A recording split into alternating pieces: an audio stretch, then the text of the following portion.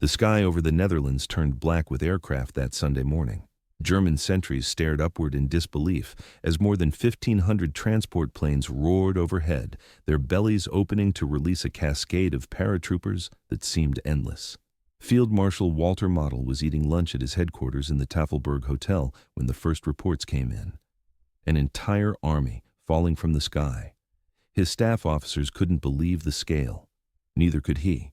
This wasn't a raid or a limited operation. This was an invasion from above. And it was happening right now, deep behind German lines. The Americans and British had done the impossible, projecting their power through the air in numbers never before seen in warfare. But could they hold what they seized, and what would this audacious gamble cost them? Before we carry on, please hit the subscribe button to make my day, and let me know where you are watching from in the comments. September 17, 1944 began like most autumn Sundays in the occupied Netherlands. Farmers in the countryside around Eindhoven, Nijmegen, and Arnhem woke to cool morning air and overcast skies.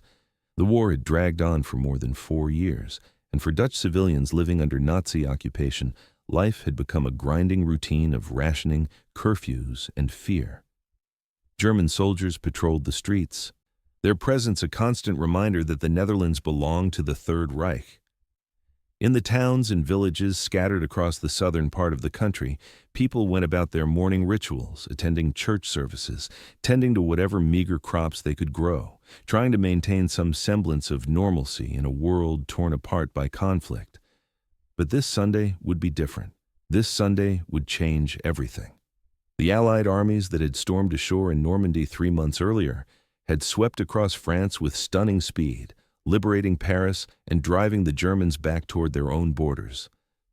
By early September, British and American forces had reached the Belgian frontier, and for a brief moment, it seemed the war might end before Christmas. General Bernard Montgomery, commander of the British 21st Army Group, had proposed a bold plan to maintain the momentum and strike a knockout blow against Nazi Germany. It was called Operation Market Garden, and it represented one of the most ambitious military undertakings of the entire war. The operation was actually 2 operations in one. Market was the airborne component, involving the largest airborne assault in history. 3 full divisions of paratroopers and glider troops would drop deep behind German lines in the Netherlands, seizing a series of bridges that crossed the major rivers and canals blocking the route into Germany.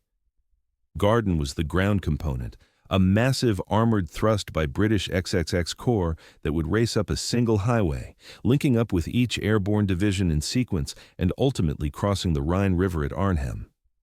From there, Montgomery believed, Allied forces could swing around the northern end of Germany's defensive fortifications, bypass the Siegfried Line, and pour into the industrial heart of the Ruhr Valley. The plan was audacious, complicated, and dependent on perfect timing and execution. Lieutenant Colonel John Frost of the 2nd Battalion, 1st Parachute Brigade, British 1st Airborne Division, studied his maps one final time as his C-47 Dakota prepared for takeoff from an airfield in England. Frost was a combat veteran who had jumped into North Africa and Sicily, earning a reputation as a tough, resourceful commander who kept his cool under fire. His battalion had a critical mission in Market Garden. They were to seize and hold the road bridge over the Rhine at Arnhem, the farthest objective of the entire operation, nearly 60 miles behind German lines. If they could take that bridge and hold it until XXX Corps arrived, the war might be shortened by months. If they failed, the entire operation would collapse. Frost knew the risks. Intelligence reports indicated that German forces in the Netherlands were disorganized and demoralized, made up mostly of second-rate garrison troops and stragglers from units shattered in France. But other reports, including reconnaissance photographs analyzed just days before the operation, suggested the presence of SS Panzer divisions refitting in the Arnhem area. These warnings had been largely dismissed by senior commanders who believed the intelligence was outdated or exaggerated. Frost wasn't so sure, but orders were orders, and he was a soldier who did his duty. As his aircraft engines roared to life, he checked his equipment one more time and looked at the faces of his men. They were ready, confident, eager to get into action. Whatever waited for them in the Netherlands, they would face it together. The airborne armada that assembled over southern England that Sunday morning was unlike anything the world had ever seen.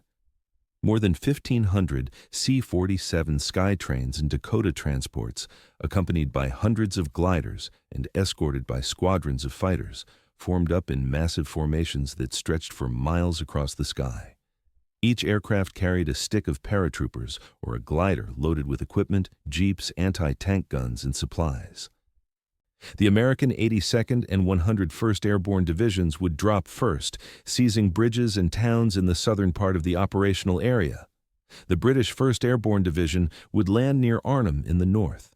The coordination required to launch such an operation was staggering. Thousands of pilots, navigators, and aircrew had trained for weeks, learning routes, timing, and procedures that would ensure the vast fleet arrived over their drop zones in the correct sequence without collisions or confusion. As the formations crossed the English Channel and entered Dutch airspace, civilians on the ground looked up in wonder and disbelief. Anna van der Meer, a schoolteacher in the village of Oosterbeek near Arnhem, was hanging laundry in her garden when she heard the sound. At first, it was a distant rumble, like thunder on the horizon, but the sound grew louder and more distinct, becoming a deep, throbbing roar that seemed to shake the earth. She looked up and gasped. The sky was full of aircraft, more planes than she had ever seen, flying in tight formations that seemed to go on forever. Her neighbors rushed into the streets, pointing and shouting. Children jumped up and down with excitement. Could this be it? Could this be liberation? For German forces in the Netherlands, the appearance of the Allied air armada triggered immediate panic and confusion. Anti-aircraft batteries opened fire, filling the sky with black puffs of flak. Some transports were hit, trailing smoke as they struggled to maintain formation. Paratroopers jumped from damaged aircraft, their parachutes blossoming against a backdrop of burning wreckage. But the sheer scale of the assault overwhelmed German defenses. There were simply too many aircraft coming from too many directions all at once. Field Marshal Walter Model, one of Hitler's most capable commanders, had established his headquarters in the Tafelberg Hotel in Oosterbeek, just a few miles from the drop zones. He had been eating lunch when his staff burst in with reports of massive airborne landings. Model's first reaction was disbelief. An entire army dropping by parachute? Impossible. It had to be some kind of diversion or limited raid. But as reports continued to flood in from all across the region, the terrible truth became clear. This was no raid. This was an invasion. Model immediately began issuing orders, trying to make sense of the chaos. He had been in the Netherlands for less than 2 weeks, sent by Hitler to reorganize German defenses after the disasters in France. By a stroke of fortune or misfortune, depending on one's perspective, 2 SS Panzer divisions, the 9th and 10th, were in the Arnhem area undergoing rest and refit after being mauled in Normandy. These divisions were under strength and lacked many of their heavy tanks and vehicles, but they still contained experienced, battle-hardened troops and enough armor to pose a serious threat to lightly armed paratroopers. Model ordered both divisions to move immediately against the Allied landing zones, while other units throughout the Netherlands were alerted and directed to converge on the airborne forces.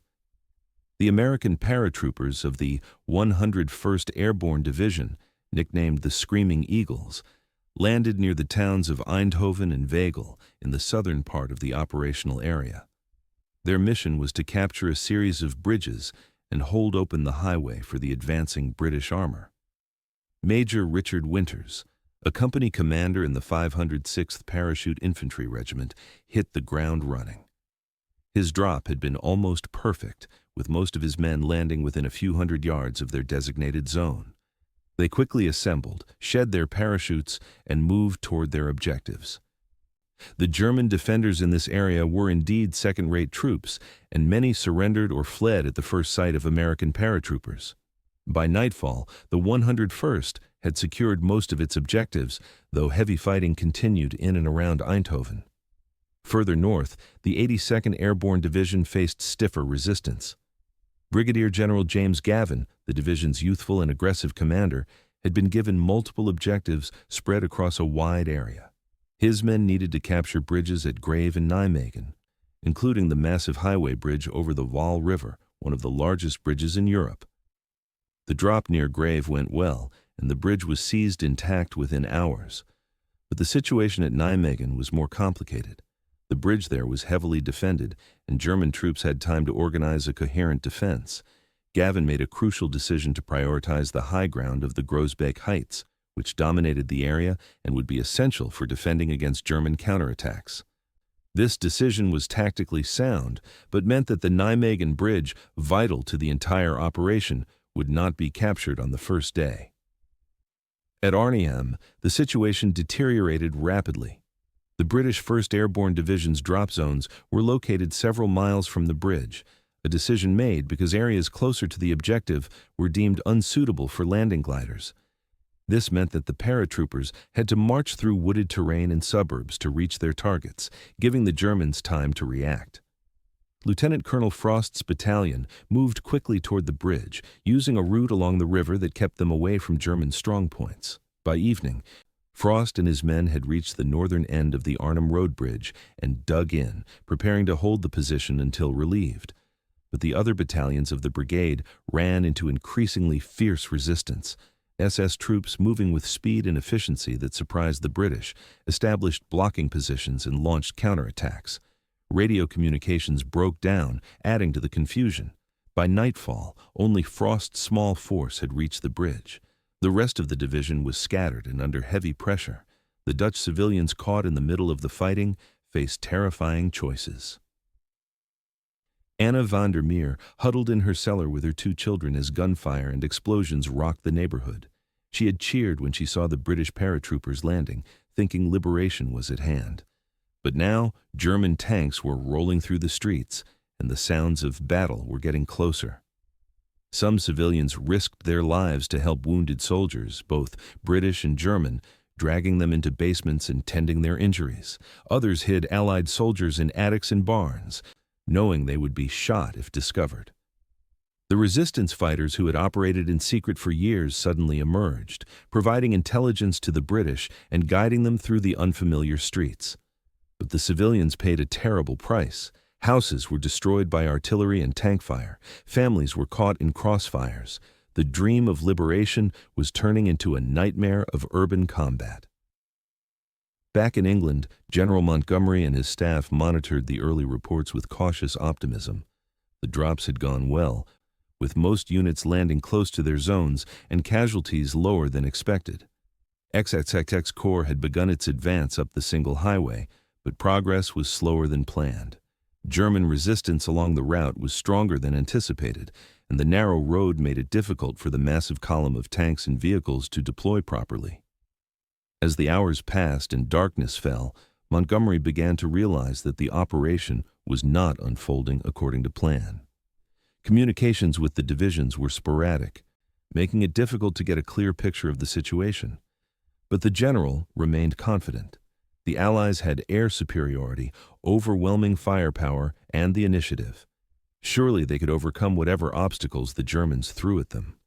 At the Arnhem Bridge, John Frost and his men settled in for what would become one of the most legendary defensive stands of the war.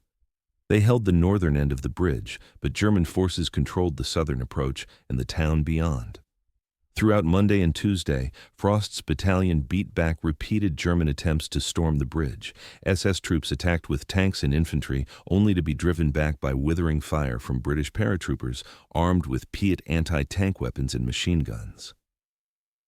The Germans set buildings on fire, trying to burn the defenders out. Ammunition ran low, casualties mounted, medical supplies dwindled, but Frost's men held on, believing that relief would arrive at any moment. The relief never came. The rest of the British 1st Airborne Division was pinned down miles away, unable to break through to the bridge. Major General Roy Urquhart, the division commander, spent Monday out of contact with his headquarters, trapped in a house surrounded by Germans. When he finally returned to his command post Tuesday morning, he found the division scattered and under assault from all sides. The SS Panzer divisions that intelligence had dismissed as negligible were proving to be a formidable enemy. German tanks and self-propelled guns prowled the streets of Arnhem and Oosterbeek, hunting British positions. Snipers picked off anyone who moved. Artillery pounded the landing zones, making it impossible to bring in reinforcements or supplies by air. Urquhart realized with growing horror that his division was being systematically destroyed. To the south, XXX Corps continued its grinding advance up the highway. The Irish Guards led the column, their Sherman tanks pushing through one German defensive position after another. But the pace was agonizingly slow. The Germans had blown up sections of road, forcing engineers to construct bypasses. They had positioned anti-tank guns in wooded areas flanking the highway, forcing the British to deploy infantry and clear each position before the armor could continue. At Nijmegen, the massive bridge over the Waal still remained in German hands. On Tuesday afternoon, in one of the most daring actions of the war, American paratroopers from the 82nd Airborne conducted an assault crossing of the Waal River in flimsy canvas boats, paddling across under heavy fire to attack the bridge from both ends simultaneously. The crossing was a bloodbath, with dozens of men killed or wounded in the boats, but the survivors reached the far shore and charged the German positions. By evening, the Nijmegen Bridge was finally in Allied hands, but it was too late for the men at Arnhem. On Wednesday morning, after 3 days and nights of continuous combat, the Germans finally overwhelmed Frost's position. The buildings the British occupied were reduced to burning rubble. More than half of Frost's battalion was killed or wounded, including Frost himself, who was shot through both legs. The survivors, out of ammunition and surrounded, had no choice but to surrender. The bridge, the ultimate prize of Operation Market Garden, would remain in German hands. The rest of the British 1st Airborne Division, now compressed into a small perimeter in Oosterbeek, fought on with desperate courage. Polish paratroopers dropped south of the river in a belated attempt to reinforce them, but German anti-aircraft fire was so intense that many aircraft turned back, and those Poles who did land found themselves isolated and unable to cross the river. By Thursday, it was clear that the operation had failed. XXX Corps finally reached the southern bank of the Rhine opposite Oosterbeek, but German defenses made it impossible to cross in strength. General Urquhart received permission to withdraw what remained of his division under cover of darkness.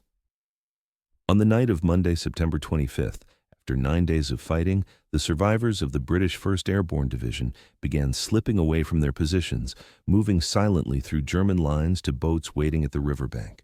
Of the more than 10,000 men who had landed at Arnhem, fewer than 2,400 escaped. The rest were killed, wounded, or captured. The Polish paratroopers, the glider pilots, the airborne artillerymen, all suffered catastrophic losses. The Dutch civilians who had helped them paid dearly as well. The Germans took savage reprisals, executing resistance members and burning entire neighborhoods in revenge. Operation Market Garden officially ended on September 26, 1944.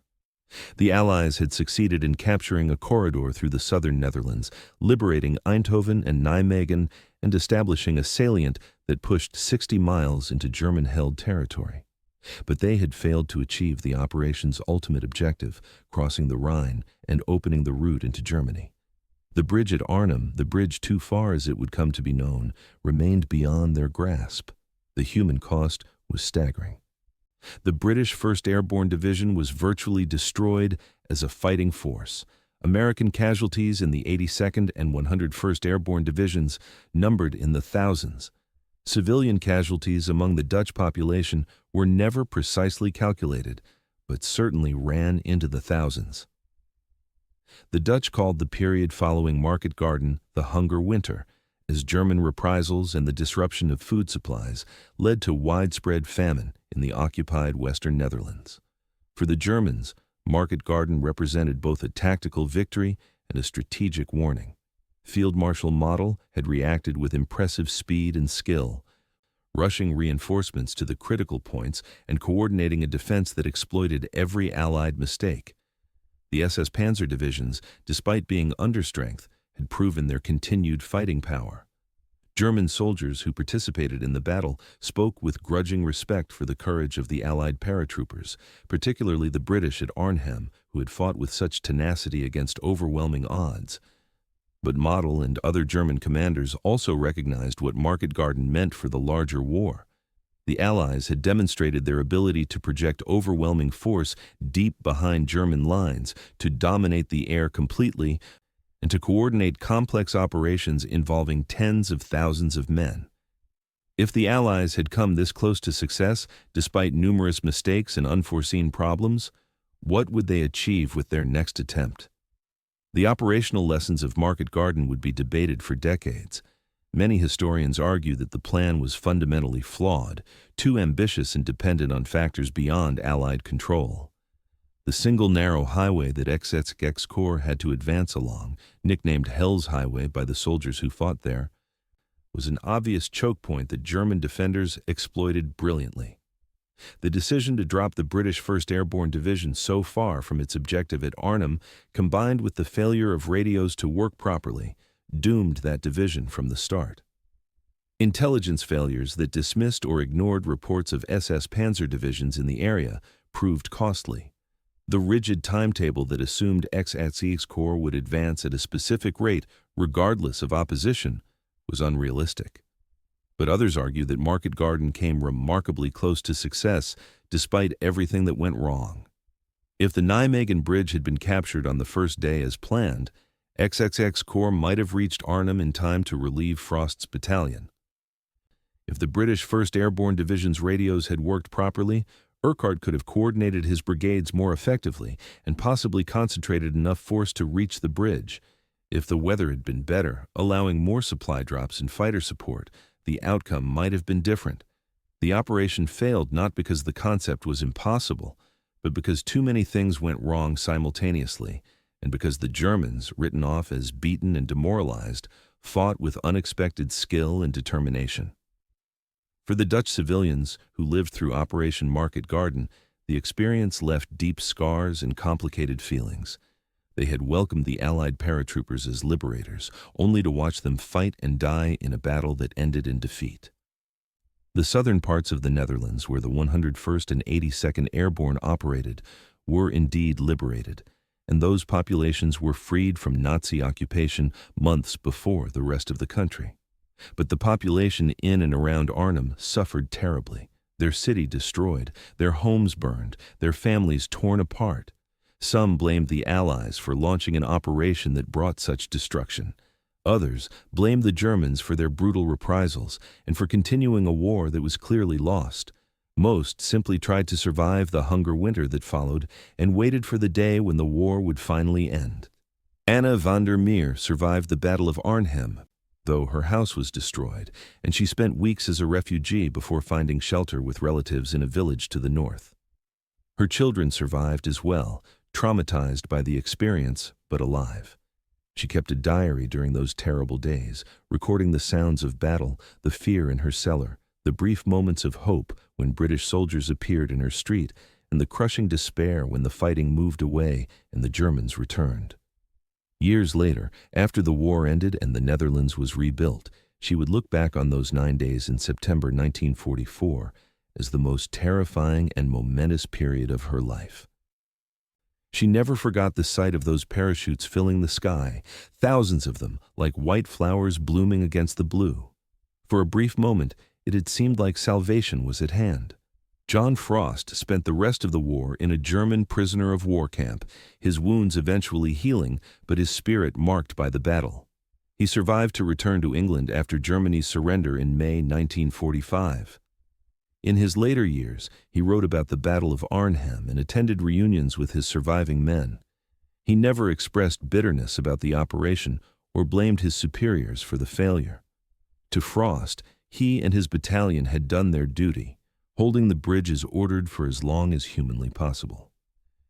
That they had ultimately been overwhelmed by superior numbers and firepower did not diminish their achievement. The bridge at Arnhem, rebuilt after the war, was eventually renamed the John Frost Bridge in his honor, a tribute to the man who had held it against all odds.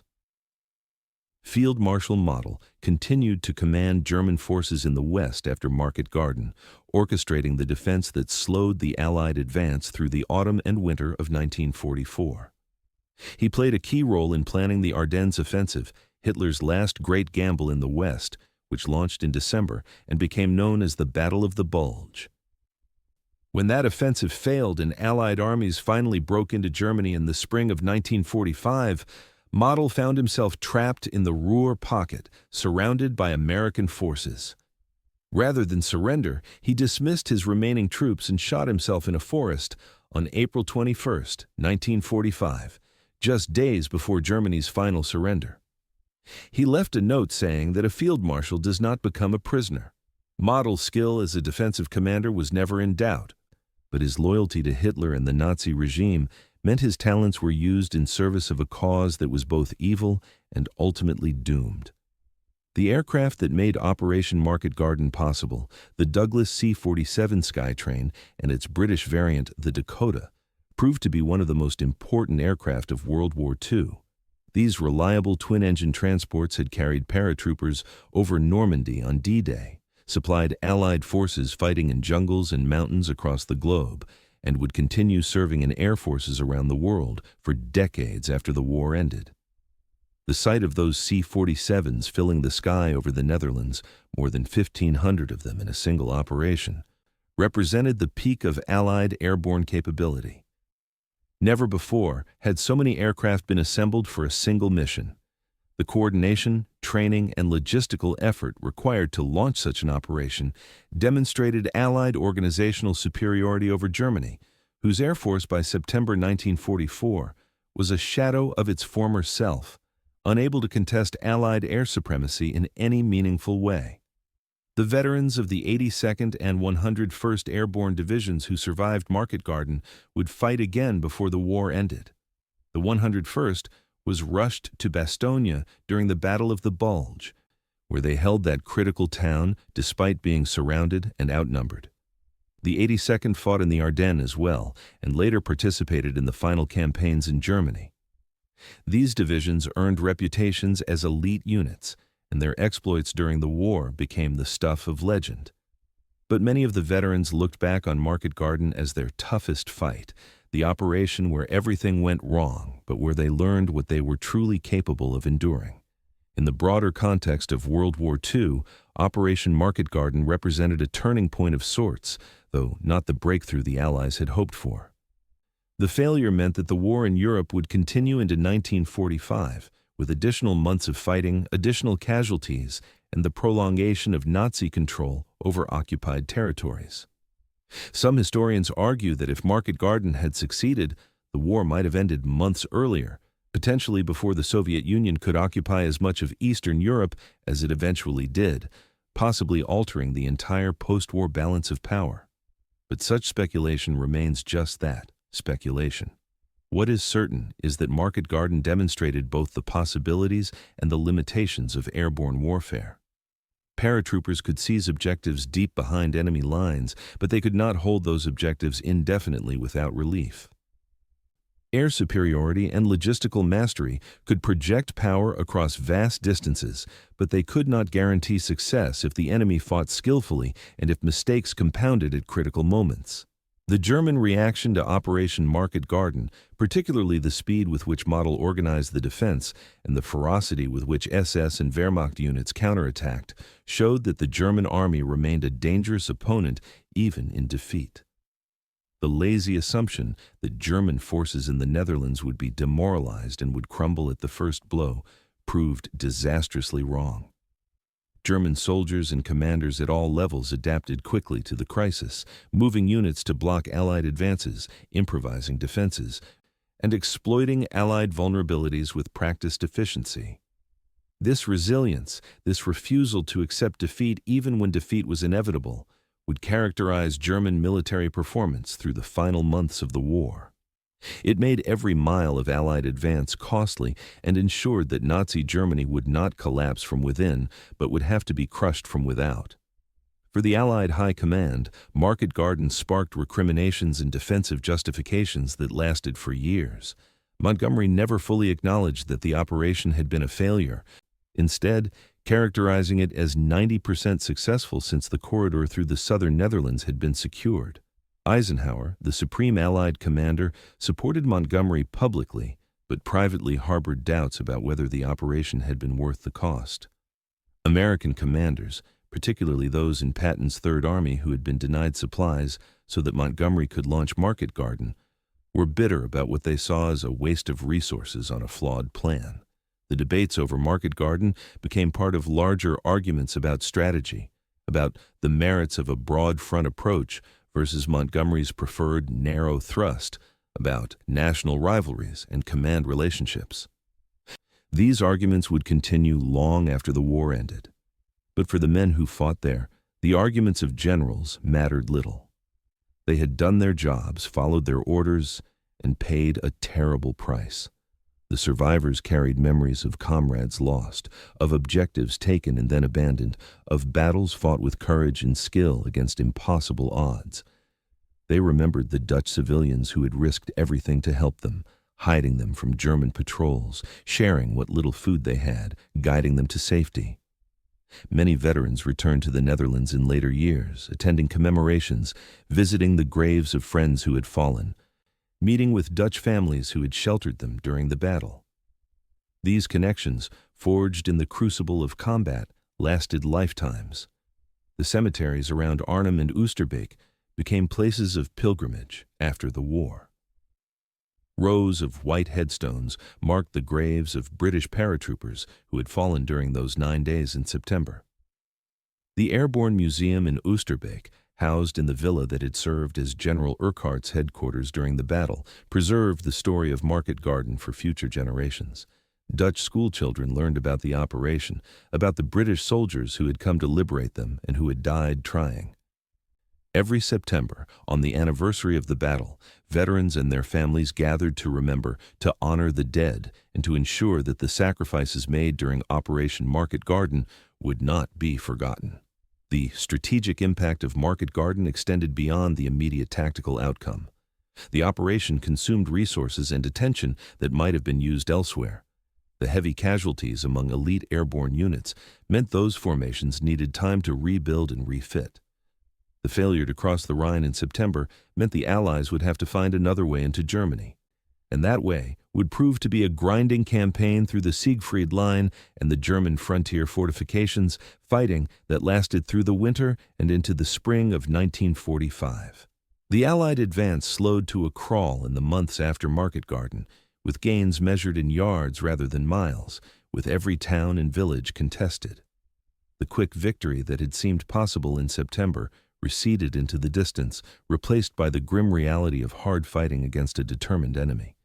For Germany, the successful defense against Market Garden provided a brief morale boost, but could not change the fundamental strategic situation. The Third Reich was doomed, surrounded by enemies, its cities being bombed into rubble, its armies retreating on all fronts. The victory at Arnhem delayed the inevitable, but could not prevent it. Hitler, delusional as always, saw the Market Garden failure as validation of his belief that the Allies could be beaten if Germany fought hard enough. He ordered the planning of the Ardennes offensive, convinced that a surprise attack in the West could split the British and American armies and force a negotiated peace. That offensive would fail as well, consuming Germany's last reserves and hastening the final collapse. The Dutch population endured terrible suffering in the winter of 1944 and 1945. The Hunger Winter, as it became known, killed tens of thousands of civilians from starvation and disease. The Germans, enraged by the Dutch population's support for the Allied paratroopers during Market Garden, deliberately restricted food supplies to the Western Netherlands. Tulip bulbs became a staple food. People ate grass and weeds to survive. Children starved in the streets of Amsterdam and Rotterdam. The suffering was immense and unnecessary, a final act of cruelty by an occupying power that had lost the war but refused to admit it. Liberation finally came in May 1945, when German forces in the Netherlands surrendered. Allied forces rushed food supplies into the starving cities, but for many it came too late. Operation Market Garden, for all its drama and ambition, ultimately stands as a symbol of the complexity and tragedy of war. It showcased human courage and ingenuity, the ability of soldiers to fight against overwhelming odds, the willingness of civilians to risk everything for freedom. But it also demonstrated the limits of military power, the ways in which even the best plans can fail when confronted with friction, chance, and an adaptable enemy. The sight of those C-47s filling the sky, dropping thousands of paratroopers into the Netherlands, was indeed stunning, a demonstration of Allied might and technological superiority. But might and technology alone were not enough. War demands not just resources and firepower, but also intelligence, flexibility, and luck. Market Garden had some of these elements, but not enough of them, not when it mattered most.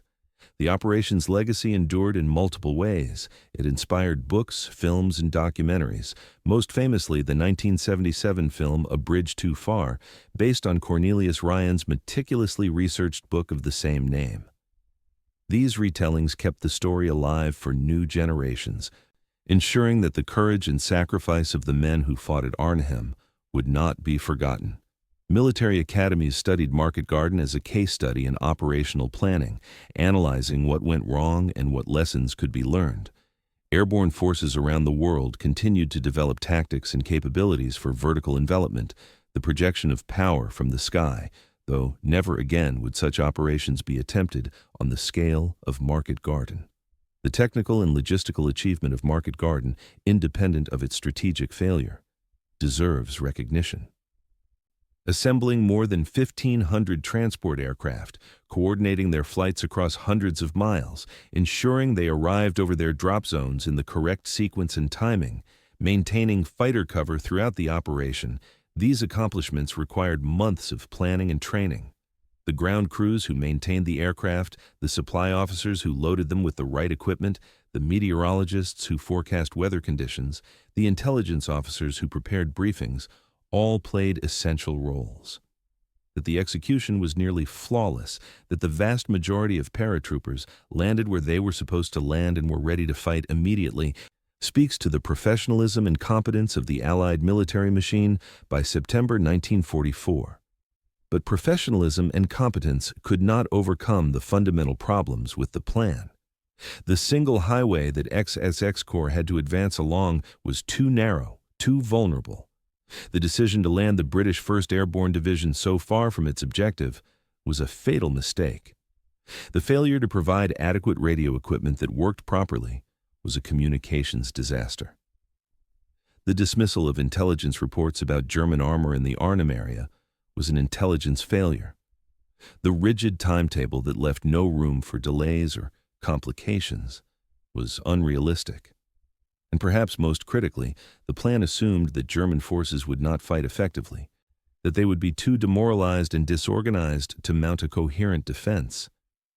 That assumption, born of Allied overconfidence after the breakout from Normandy and the race across France, proved to be spectacularly wrong.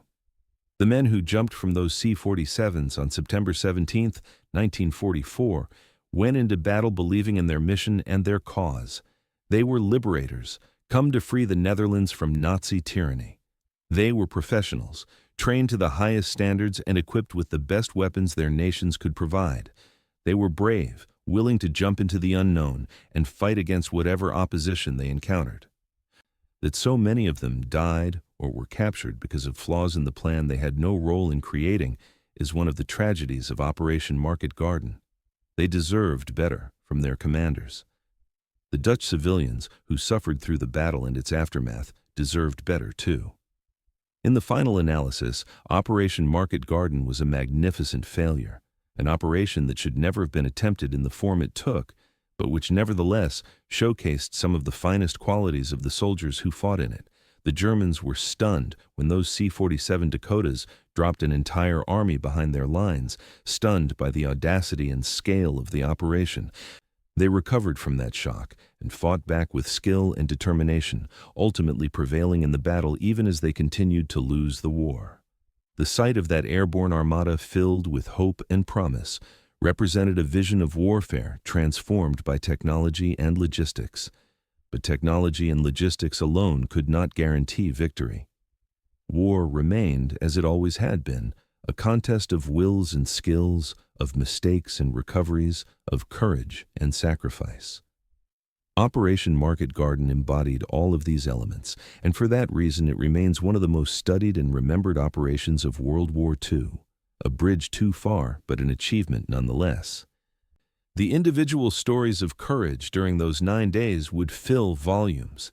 Staff Sergeant Leonard Cheshire of the Glider Pilot Regiment found himself behind enemy lines when his Horsa glider crash-landed miles from the intended landing zone.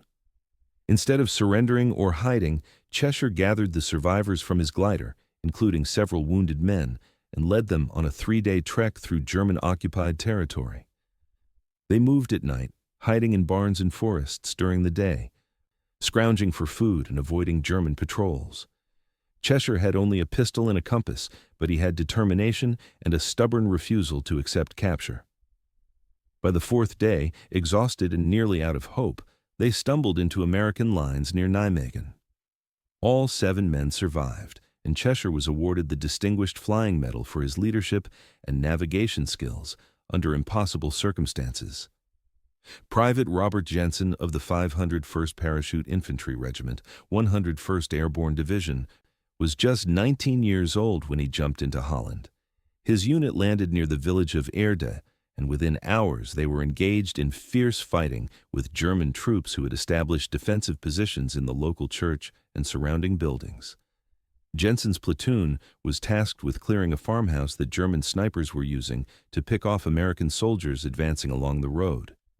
He volunteered to lead the assault, kicking in the door and throwing grenades into the ground floor before charging in with his rifle. Inside, he encountered 3 German soldiers who fought back desperately. In the close-quarters battle that followed, Jensen was wounded twice, but managed to kill or capture all 3 defenders. His actions allowed his platoon to advance and ultimately secure the village, but Jensen spent the next 3 months recovering from his wounds in a field hospital in England. The psychological toll of Market Garden on the participants cannot be understated. Captain David Walters, a company commander in the British 1st Airborne Division, led his men through 4 days of continuous combat in the streets of Arnhem before being forced to surrender when his position was overrun. In captivity, Walters struggled with feelings of failure and guilt, wondering if he could have done something differently to change the outcome. He watched men under his command die, saw friends captured or wounded, and carried those memories for the rest of his life. After the war, Walters suffered from what would now be recognized as post-traumatic stress disorder, experiencing nightmares and flashbacks that haunted him for decades. He rarely spoke about his experiences at Arnhem, and when he did, it was with a visible effort to control his emotions. The role of the Pathfinders, the elite paratroopers who jumped ahead of the main force to mark drop zones and set up navigation aids, deserves special mention. These men went in first, often in small groups, knowing they would be on the ground alone for critical minutes or even hours before the main body arrived.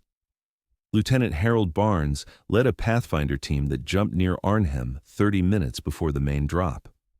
His team's mission was to set up radio beacons and colored smoke markers to guide the incoming aircraft. They landed directly on top of a German observation post, and a firefight erupted immediately. Barnes was wounded in the first exchange of fire, but he and his men fought off the Germans long enough to activate their beacons. The main force arrived to find the drop zone properly marked, though 2 of Barnes's 6-man team lay dead, and 3 others, including Barnes himself, were wounded. Barnes refused evacuation and continued to fight with his unit for the next 2 days, until blood loss finally forced him to accept medical treatment. The Dutch resistance played a more significant role in Market Garden than often acknowledged in historical accounts. These brave men and women had been fighting a shadow war against the Nazi occupation for years, gathering intelligence, sabotaging German operations, and helping Allied airmen shot down over the Netherlands to escape. When the paratroopers landed, the resistance emerged from the shadows to provide crucial assistance. Willem de Groot, a resistance leader in Arnhem, personally guided British soldiers through the city streets, showing them routes that avoided German strongpoints and leading them to safe houses where they could rest and regroup. De Groot knew the city intimately, having lived there his entire life, and his knowledge saved numerous British lives. But the Germans knew about de Groot and his activities, and when the battle ended with British defeat, he was forced to flee. He spent the next 8 months in hiding before the Netherlands was finally liberated. Many of his comrades in the resistance were not so lucky, captured by the Germans and executed as partisans. The medical personnel who served during Market Garden faced overwhelming challenges. Dr. Francis Hammond, a surgeon with the British 1st Airborne Division, set up a field hospital in a large house in Oosterbeek and worked around the clock treating wounded from both sides. As the battle raged outside, Hammond and his small staff performed surgery after surgery, often without adequate supplies or equipment. Anesthesia ran out after the second day, forcing doctors to operate on conscious patients. Blood for transfusions was in critically short supply. The walking wounded donated blood, then went back to fighting. German and British casualties lay side by side in the makeshift wards, and Hammond treated them all equally, making no distinction between friend and foe. When the British finally withdrew, Hammond volunteered to stay behind with the wounded who could not be moved, becoming a prisoner of war but ensuring his patients received continued care. The supply drops that were supposed to sustain the airborne forces became a source of frustration and tragedy. Supply aircraft flew into heavy anti-aircraft fire to deliver desperately needed ammunition, food, and medical supplies. But many of the drops landed in German-held territory because the shrinking British perimeter meant the original drop zones were now behind enemy lines. British soldiers watched in anguish as supply containers parachuted down into German positions, knowing that their enemies would be using British ammunition and eating British rations. Some brave souls volunteered for suicidal missions to retrieve containers that had landed in no man's land, crawling through fire-swept ground to drag back supplies. Flight Lieutenant Arthur Webb flew 6 supply missions over Arnhem in 4 days, each time flying through a storm of flak that left his aircraft riddled with holes. On his 6th mission, his plane was hit by anti-aircraft fire and crashed in flames. Webb and his entire crew perished, joining the hundreds of aircrew who died supporting Market Garden. The role of the glider pilots has often been overlooked in accounts of the battle. These men flew fragile wooden gliders loaded with heavy equipment, releasing from their tow planes and gliding silently into landing zones that were often under fire. Once on the ground, they were expected to fight as infantry, defending their landing zones and supporting the paratroopers. Sergeant Peter Blackwood landed his Horsa glider carrying a jeep and a 6-pound anti-tank gun near Arnhem. The landing was rough, the glider breaking apart on impact, but the equipment was intact. Blackwood and his co-pilot assembled with other glider pilots and formed an ad hoc infantry unit. For the next week, they fought alongside the paratroopers, using their anti-tank gun to knock out German armored vehicles. Blackwood was killed on the 6th day when a German shell scored a direct hit on his position. He was 23 years old, a volunteer who had transferred to glider pilots from the regular army because he wanted to be at the forefront of the action. The German soldiers who fought at Arnhem were not the supermen of Nazi propaganda, but neither were they the beaten rabble that Allied intelligence had predicted. Corporal Klaus Hoffmann of the 10th SS Panzer Division had survived 3 years on the Eastern Front, fighting in some of the most brutal battles of the war. When his division was pulled back to the Netherlands for rest and refit, Hoffmann thought his days of heavy combat were over. Then, the British paratroopers landed practically in his lap. Hoffmann and his comrades were rushed into action, initially in makeshift battle groups with whatever equipment they could find. Hoffmann's group had a single armored half-track and assorted small arms. But they were experienced soldiers who knew how to fight, and they used that experience to deadly effect. Hoffmann helped set up an ambush that destroyed a British column attempting to reach the bridge, then spent the next week fighting house to house in Oosterbeek. He was wounded twice, lightly both times, and received the Iron Cross First Class for his actions. Years later, Hoffmann would say that the British paratroopers were the toughest opponents he had faced in the entire war, brave men who fought with skill and determination despite being outnumbered and outgunned. The impact of Market Garden on subsequent military doctrine was profound and long-lasting. The United States Army conducted extensive after-action reviews, analyzing every aspect of the operation to determine what had gone right and what had gone wrong. The findings led to changes in airborne doctrine, improvements in radio equipment, modifications to drop procedures, and a complete rethinking of how airborne operations should be planned and executed. The concept of vertical envelopment remained valid, but the execution would need to be more carefully considered. Future airborne operations would emphasize closer coordination with ground forces, shorter distances between landing zones and objectives, better intelligence preparation, and more realistic assessment of enemy capabilities. The French resistance fighters who had worked with Allied forces during the liberation of France followed the news of Market Garden with intense interest. Many had hoped to participate in similar operations in eastern France or even in Germany itself, but the heavy casualties and ultimate failure at Arnhem caused planners to reconsider such ambitions. The remaining airborne operations in Europe would be smaller in scale and more limited in scope. The massive airborne assault on the scale of Market Garden would never be repeated, at least not in the European theater. The next major airborne operation, the crossing of the Rhine in March 1945, would be more carefully planned and would benefit from the hard lessons learned in the Netherlands.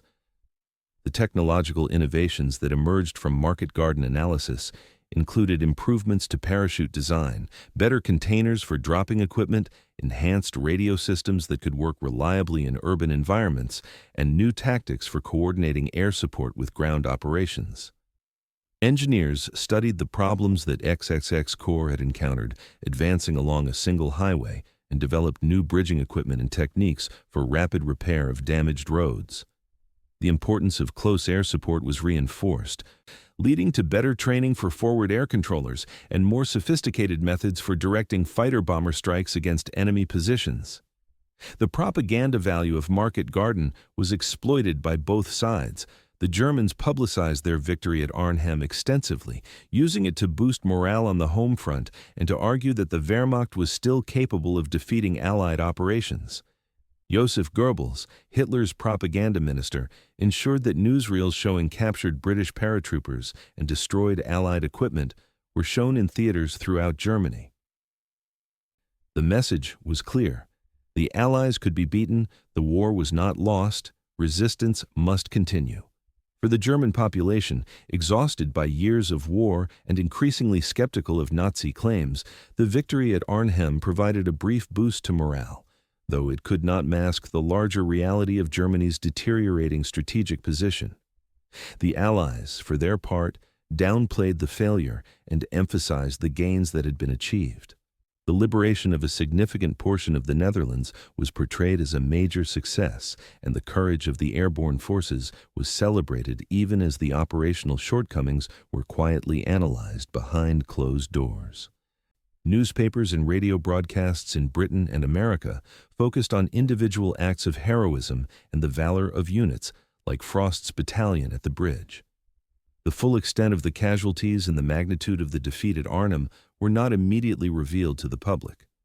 This was partly for security reasons and partly to maintain morale during a period when the war seemed to be dragging on longer than expected. The personal belongings recovered from the battlefield told their own stories. British soldiers carried photographs of wives and children, letters from home, good luck charms, and religious medals. One paratrooper had a well-worn copy of Shakespeare's plays in his pack, the pages marked and annotated. Another carried a harmonica that he had played for his comrades during quiet moments. These items, collected by Dutch civilians and German soldiers after the battle, represented the human dimension of the conflict, reminders that the soldiers who fought and died at Arnhem were individuals with hopes, fears, loves, and dreams.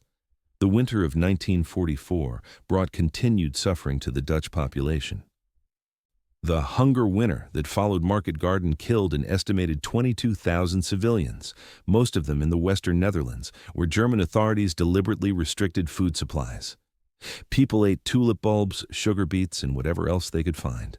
Families burned furniture to stay warm. Children stopped growing, their bodies starved of nutrition. The elderly died in disproportionate numbers, too weak to survive the cold and hunger. In Amsterdam, bodies were sometimes left on the streets because there was no strength to bury them and no wood to build coffins. The suffering was immense and deliberately inflicted, a punishment for Dutch support of the Allied operation and for resistance activities. Relief operations began as soon as Allied forces realized the scale of the humanitarian crisis. In late April 1945, weeks before the final German surrender, Negotiations resulted in a temporary truce that allowed Allied aircraft to drop food supplies to the starving Dutch population. Operation Manna, as the British called it, or Operation Chowhound, as the Americans named it, involved hundreds of bomber aircraft flying low over Dutch cities and dropping supplies by parachute, or even just pushing them out of open bomb bays. Dutch civilians, many too weak to do more than watch, wept as the supplies fell from the sky. It was a poignant reversal of the image from September, when parachutes had brought soldiers to fight. Now they brought food to sustain life. The strategic debate over whether Market Garden had been worth attempting continued long after the war ended. Some military historians argue that even though the operation failed, it served useful purposes. It forced the Germans to commit resources to defending the Netherlands that might otherwise have been used elsewhere. It liberated a significant portion of Dutch territory and population.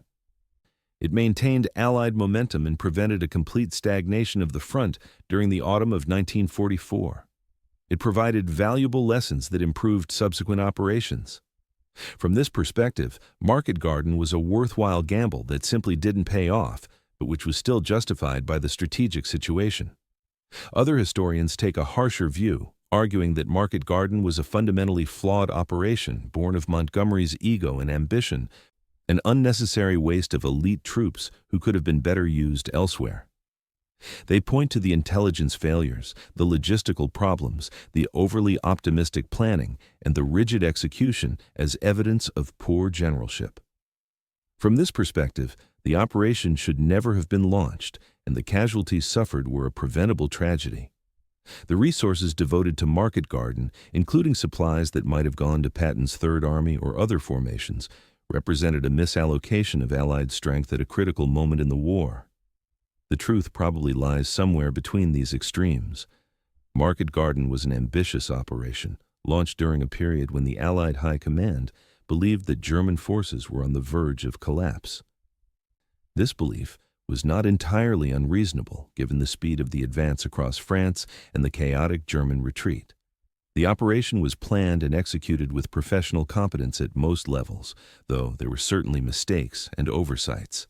The failure resulted from a combination of factors, some predictable and some not, some within Allied control and some not.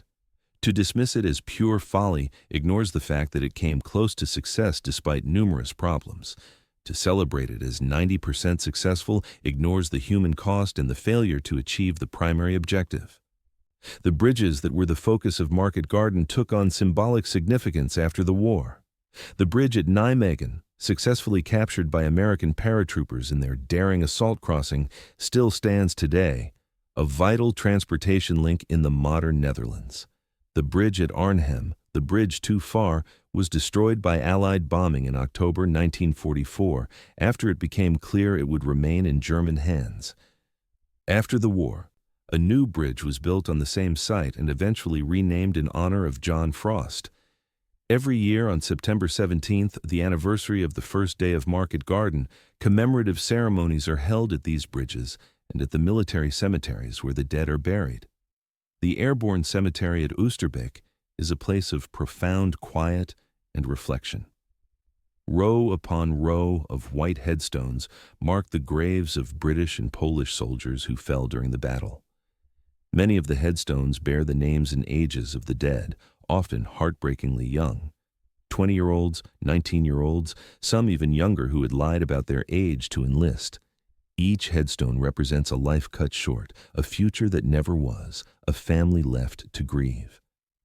Dutch schoolchildren visit the cemetery regularly as part of their education, learning about the sacrifice these foreigners made in attempting to liberate their country. Many of the graves are adopted by Dutch families who maintain them, leaving flowers and ensuring that the memory of the fallen is preserved. The veterans who survived Market Garden formed tight bonds that lasted throughout their lives. Annual reunions brought together men who had fought together, allowing them to share memories and maintain connections forged in combat. These gatherings grew smaller each year as age and illness took their toll, but they remained important to the survivors. For many veterans, their comrades from Market Garden were the only people who truly understood what they had experienced. Civilian friends and family, no matter how sympathetic, could not fully comprehend what it meant to fight for days without relief, to watch friends die, to endure the constant fear and exhaustion of combat. The technological legacy of the C-47 aircraft that made Market Garden possible extended far beyond World War II. After the war, thousands of these aircraft were converted to civilian use, serving as airliners and cargo planes in the early days of commercial aviation. The C-47's reliability and versatility made it invaluable in the post-war years, particularly in remote areas where its ability to operate from rough airstrips was essential. Some C-47s remained in military service well into the 21st century, a testament to the soundness of their design. When aviation enthusiasts restored these aircraft for air shows and commemorative flights, they often painted them in the markings worn during Market Garden, honoring the role these planes had played in one of history's most ambitious airborne operations. The relationship between Montgomery and Eisenhower never fully recovered from the tensions surrounding Market Garden. Montgomery felt that Eisenhower had not provided sufficient support for the operation and had allowed logistical resources to be diverted to other commanders when they should have been concentrated for Market Garden. Eisenhower, for his part, felt that Montgomery had been overly optimistic in planning the operation and had failed to adapt when things started going wrong. These tensions reflected broader issues of national pride and command relationships. Montgomery represented British forces whose role in the war was declining relative to the Americans as the United States mobilized its vast industrial and military power. Eisenhower had to balance the needs of different national contingents while maintaining Allied unity, a diplomatic challenge as difficult as any military problem he faced. The German generals captured after the war provided their own perspectives on Market Garden during interrogations and in memoirs written during their imprisonment. They acknowledged the shock and surprise of the initial airborne assault, but also noted the mistakes that had allowed them to recover and organize an effective defense. Several German commanders expressed respect for the courage of the Allied paratroopers while criticizing the planning of the operation. General Kurt Student, who commanded German paratroop forces and had extensive experience with airborne operations, wrote that Market Garden had violated basic principles of airborne warfare by attempting to seize objectives too far from the landing zones and by failing to concentrate sufficient force at the critical points. The legacy of Market Garden influenced Cold War military planning in unexpected ways. Both NATO and Warsaw Pact forces developed extensive airborne capabilities, envisioning scenarios where paratroopers would seize key terrain in the opening hours of a conflict. The lessons of Market Garden about the need for rapid link-up between airborne and ground forces, the importance of reliable communications, and the danger of underestimating enemy capabilities were incorporated into training and doctrine. Large-scale airborne exercises were conducted regularly, testing the ability to drop thousands of troops in coordinated operations. Though none of these Cold War scenarios ever came to pass, the influence of Market Garden on military thinking remained evident. The role of weather in determining the outcome of military operations, demonstrated so clearly at Market Garden, led to increased emphasis on meteorological forecasting and planning. The operation had been delayed for days waiting for suitable weather, and even when it was finally launched, fog and low clouds affected subsequent supply drops and air support missions.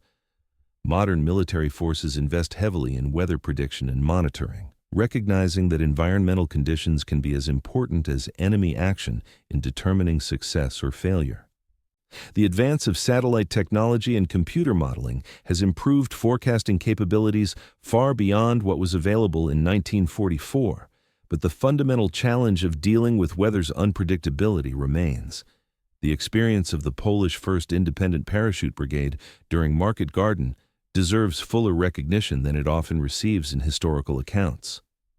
These Polish soldiers had escaped their occupied homeland and made their way to Britain, where they formed and trained with a burning desire to strike back at the Germans who had conquered Poland in 1939.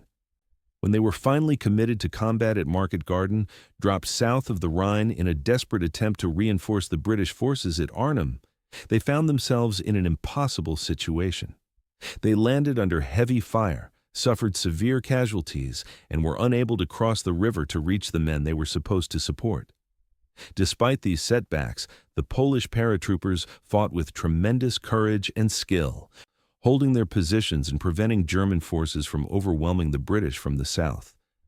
Their casualties were proportionally among the highest of any unit involved in Market Garden, yet their contribution has often been minimized or forgotten in accounts that focus primarily on British and American forces.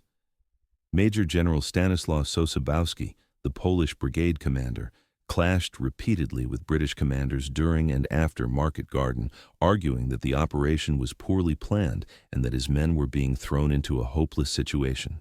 His blunt criticism, though largely accurate, was not welcomed by the British High Command, and Sosabowski was eventually relieved of command, a scapegoat for failures that were not his fault.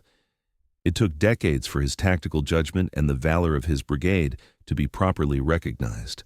The Polish veterans of Market Garden, like their British counterparts, held annual reunions and commemorations, but they did so with the added burden of knowing that their homeland remained under communist control for decades after the war they had fought to liberate it.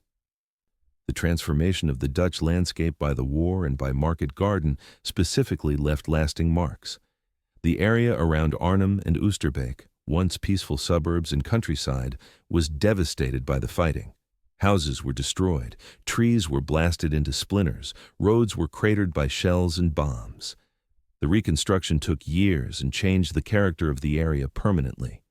Some ruins were cleared away and never rebuilt, becoming parks or memorial sites.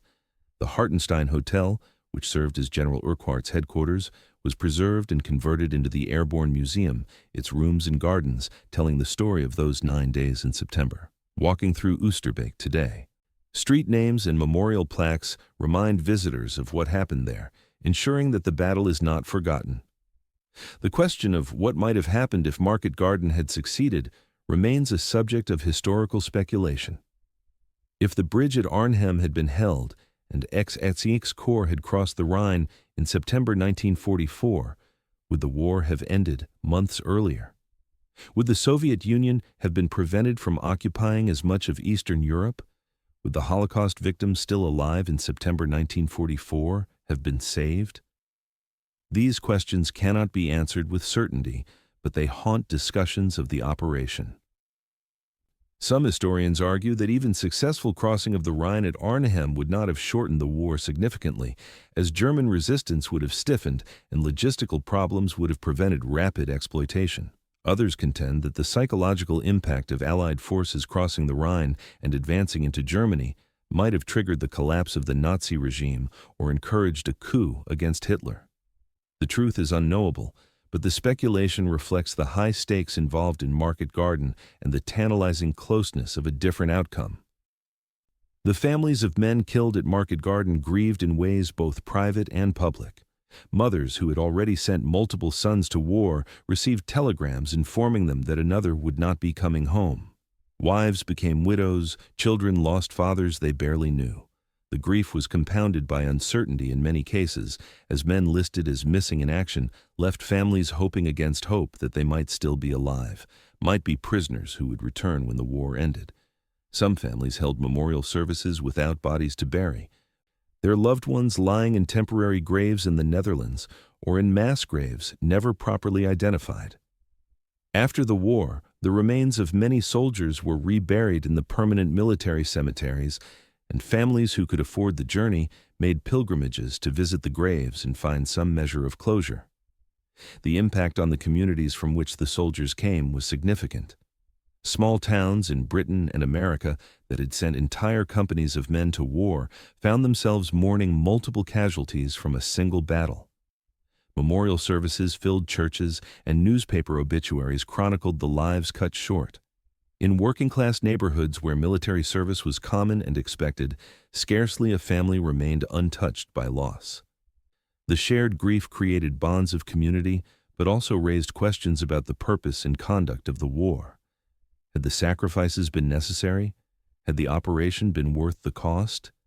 These questions had no easy answers, and different families reached different conclusions based on their own experiences and beliefs. The photographers and combat correspondents who documented Market Garden produced images and accounts that shaped public understanding of the operation. The famous photographs of paratroopers descending under their parachutes, of gliders scattered across landing zones, of destroyed buildings and captured soldiers became iconic representations of the battle. But the photographers could only capture fragments of the experience, moments frozen in time that could not convey the full horror and chaos of combat. The written accounts by journalists who accompanied the airborne forces provided more context, but were subject to military censorship that prevented them from revealing the full extent of the disaster as it unfolded. Only after the war did the complete story emerge, as veterans wrote memoirs and historians gained access to official records. The medical advances that resulted from treating Market Garden casualties contributed to improving combat medicine and emergency care. Doctors and medics learned valuable lessons about treating traumatic injuries under field conditions, about the importance of rapid evacuation of wounded, about the use of blood plasma and antibiotics. The field hospitals established during the operation, overwhelmed though they were, demonstrated both the possibilities and limitations of mobile medical care in combat zones. The experience led to improvements in medical training, better equipment for field hospitals, and enhanced procedures for handling mass casualty situations. These advances benefited subsequent operations and eventually influenced civilian emergency medicine as military doctors returned to peacetime practice and applied what they had learned. The linguistic legacy of Market Garden, like many military operations, introduced phrases and terms into common usage. A bridge too far became an expression meaning an objective that is one step beyond what can reasonably be achieved, an ambition that exceeds capability. The term has been applied to business ventures, political campaigns, engineering projects, and personal goals, always carrying the implication of overreach and inevitable failure. The phrase captured something essential about Market Garden, the sense that the operation had pushed just slightly beyond what was possible, that one more bridge was one too many. Whether this judgment is fair remains debatable, but the phrase has endured and entered the language. The treatment of prisoners of war taken during Market Garden varied depending on who captured them and when. British and Polish paratroopers captured in the early days of the battle were often treated correctly according to the Geneva Conventions, moved to established prisoner of war camps where they received adequate food and medical care. Those captured later, particularly by SS troops engaged in fierce fighting, sometimes faced rougher treatment, though outright atrocities were relatively rare compared to the Eastern Front. German soldiers captured by Allied forces were generally treated well, often expressing surprise at the quality of food and medical attention they received. The exchange of prisoners, or rather the lack of exchange during the war, meant that captured soldiers faced months or years of captivity before they could return home. The economic cost of Market Garden, beyond the human casualties, was substantial. The aircraft lost or damaged, the gliders that were one-use vehicles destroyed upon landing, the equipment and supplies that fell into German hands or were destroyed in combat, all represented significant expenditure of resources. The United States and Britain were wealthy nations with vast industrial capacity, but even they had to account for losses and ensure that resources were used effectively. The failure at Arnhem meant that the resources invested in Market Garden produced limited returns, though the territory gained in the southern Netherlands had value. The economic calculation of whether the operation was cost-effective depends on how one values different outcomes, a question that has no objective answer. The radar technology that helped guide aircraft during Market Garden was relatively primitive by modern standards, but represented the cutting edge of 1944 capabilities. Ground-based radar stations tracked the formations as they crossed the Channel and entered Dutch airspace, providing early warning to both Allied and German forces. Airborne radar in some aircraft aided navigation and helped avoid collisions in the massive formations. German radar detected the incoming armada and guided anti-aircraft batteries to targets. The radar war, the constant competition to develop better detection and jamming capabilities, influenced every aspect of air operations during World War II and accelerated technological development that would continue in the post-war years. The role of deception and intelligence in the period leading up to Market Garden was complex and multifaceted. Allied intelligence efforts had achieved remarkable success in breaking German codes and monitoring enemy communications, giving commanders access to valuable information about German dispositions and intentions. However, this intelligence was not always properly interpreted or distributed. The reports of SS Panzer divisions near Arnhem were available, but were discounted by commanders who preferred to believe more optimistic assessments. This intelligence failure, a failure not of collection but of analysis and decision-making, contributed significantly to the outcome of the operation. The experience reinforced the importance of honest, objective intelligence analysis and the danger of commanders cherry-picking intelligence that supported their preferred courses of action. The sound of battle at Arnhem and throughout the Market Garden corridor was described by participants as overwhelming and continuous. The roar of aircraft engines, the crack of rifles, the heavier thump of artillery, the screaming of tank engines and the grinding of their tracks, the whistle of incoming shells, the explosions, the shouting of commands, the cries of wounded men, all blended into a chaotic symphony of violence. Veterans spoke of going temporarily deaf from the noise, of ringing in their ears that lasted for days or weeks. In quieter moments, the sound of small arms fire echoed through streets and forests, punctuated by the occasional boom of a larger weapon. For Dutch civilians sheltering in their basements, the sounds were terrifying, a constant reminder of the battle raging above them, the uncertainty of whether the next shell or bullet would find their hiding place. The food situation for the paratroopers deteriorated rapidly after the first day. They had jumped with limited rations, expecting resupply drops and a quick link-up with ground forces. When neither materialized on schedule, soldiers rationed their food carefully, but hunger became a constant companion. Some found food in abandoned houses, liberating whatever the civilian occupants had left behind. Others traded with Dutch civilians when possible, exchanging cigarettes or other small items for bread or vegetables. The Germans, better supplied through their established logistics network, had access to regular meals, though the quality of German rations in late 1944 was poor compared to earlier in the war. The contrast between well-fed German defenders and hungry Allied attackers was demoralizing and affected combat effectiveness, as exhausted and hungry soldiers had less strength and endurance. The night fighting during Market Garden was particularly terrifying and confusing. In the darkness, friend and foe were difficult to distinguish, and the risk of shooting one's own comrades was ever present. Tracer rounds illuminated the night with their colorful arcs, but they also revealed firing positions to the enemy. Flares launched by both sides cast eerie, flickering light over the battlefield, creating shadows that seemed to move and shift. Soldiers learned to move slowly and carefully at night, to listen for the sounds of enemy movement, to coordinate their actions through whispered communications and prearranged signals. The Germans, experienced in night combat from years of fighting on the Eastern Front, often had the advantage, launching surprise attacks that caught exhausted British soldiers off guard. The chaplains and religious personnel who accompanied the airborne forces provided spiritual comfort and practical assistance throughout the operation.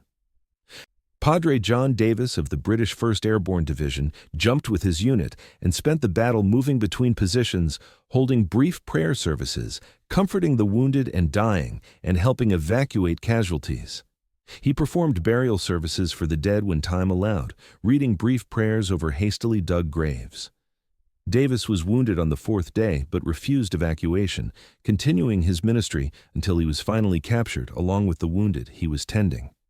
His diary of the battle, written in a small notebook he carried throughout, provides a moving account of faith under fire and the ways in which religion helped soldiers cope with the trauma of combat. The legacy of Operation Market Garden endures not merely in history books and museums, but in the memories of those who lived through it and in the lessons learned by military forces around the world. The sight of more than 1,500 C-47 Dakotas filling the sky, dropping an entire army behind German lines, represented a watershed moment in military history. It demonstrated what modern industrial powers could achieve through organization, logistics, and technological supremacy. The Germans were indeed stunned by the scale and audacity of the operation, caught off guard despite their experience and skill. But stunning the enemy was not enough to guarantee victory. The battle that followed showed that courage, determination, and sacrifice, though essential and admirable, cannot always overcome the friction of war, the unpredictability of combat, and the mistakes that accumulate when ambitious plans meet harsh reality.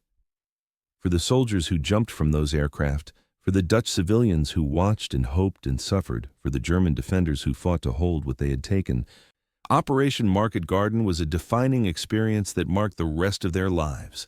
They carried the memories of those 9 days in September 1944 with them forever, a mixture of pride and pain, of valor and loss, of what was achieved and what might have been. The operation failed to reach its ultimate objective, but in failing, it taught lessons that would shape the conduct of warfare for generations to come.